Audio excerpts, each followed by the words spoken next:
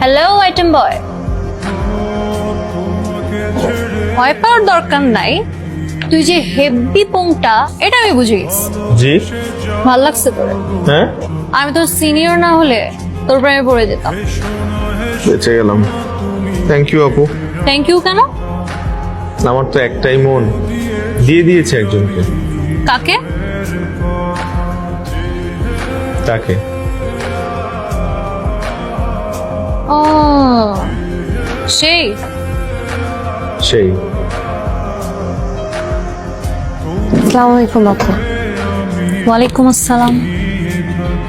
তুমি অনেক লাকি। কেন আপু? কারণ রাব্বির মতো একটা ছেলে তোমাকে ভালোবাসে। মনে হয় বলতে পারছে না, ছেলেরা প্রেমে পড়লে একটু ভীতু হয়ে যায়, গাধাও হয়। তুমি ওকে ছেড়ো না, ছাড়লে ঠকবে।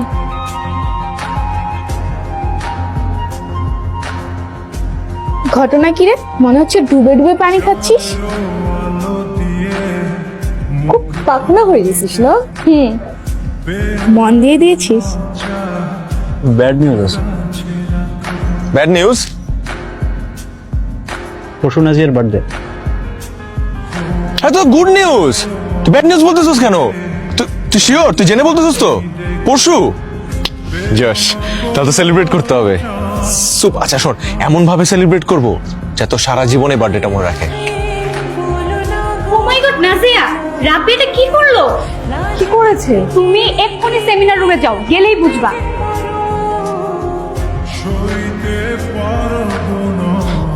তোমাকেই খুঁজছিলাম নাজিয়া। কেন, কি হয়েছে? আমি বলতে পারবো না, তুমি তাড়াতাড়ি কমন রুমে যাও।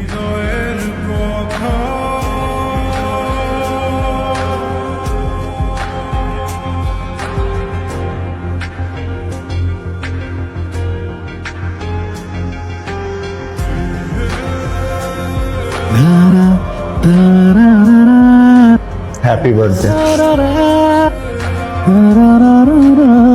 লাইফে ফার্স্ট টাইম যে ছেলেটা তোমার হাত ধরেছিল, সে সারাটা জীবন তোমার হাত ধরে রাখতে চায়। তুমি কি ধরবে তার হাত? তাকে বলতে গিয়ে